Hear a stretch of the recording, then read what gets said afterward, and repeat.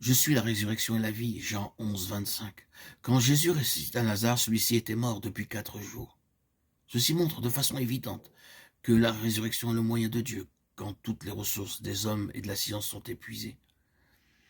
La résurrection est la méthode de Dieu, ce qui veut dire que Dieu accomplit son œuvre, travaille et agit lorsque l'homme ne peut plus rien.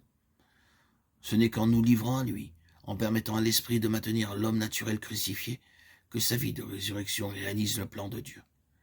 En devenant participant de Christ, il nous apprend que sa méthode pour réaliser son œuvre est un processus de mort et de résurrection. Nous devons mourir à nos plans, nos conceptions, nos pensées, et lui laisser le soin d'accomplir ses plans. Il le fera par la puissance de sa vie de résurrection. Je suis le chemin, Jean 14, 6. Encore une nouvelle déclaration de notre Seigneur. Qu'est-ce qu'un chemin? C'est une voie qui mène à une destination. Nous sommes destinés au trône et seul notre Seigneur peut nous y faire parvenir. Christ, notre chemin, est donc en relation avec notre marche et notre destinée qui est le trône.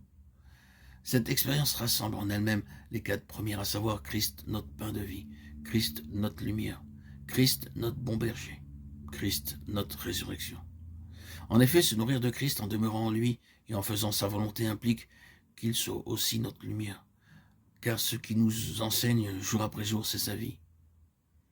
Il est également notre berger qui nous conduit en nous gardant dans sa dépendance et nous fait entrer toujours plus pleinement dans l'expérience de notre mort et de notre résurrection avec lui. Nous apprenons que c'est sa vie, sortie de la mort, par laquelle il réalise ses plans. Être conduit, c'est notre privilège. Ne soyons pas comme Israël qui perdit son héritage en raison d'une quadruple cause indiquée dans le psaume 118:8. Indocilité. Israël refusa d'être conduit. Il ne voulait que ses propres voies, c'est l'aspect de son indépendance. Sa rébellion. Israël ne reconnut pas l'autorité de Dieu et refusa son gouvernement. Si Christ n'est pas Seigneur, nous ne reconnaissons ni son autorité, ni ses droits, en nous et sur nous, et par un cœur fermé. Israël avait un cœur partagé. Son cœur n'était pas entièrement pour le Seigneur. Il y avait une place pour un autre Dieu. Il peut en être de même de nous. Nous pouvons facilement occuper la place qui revient au Seigneur.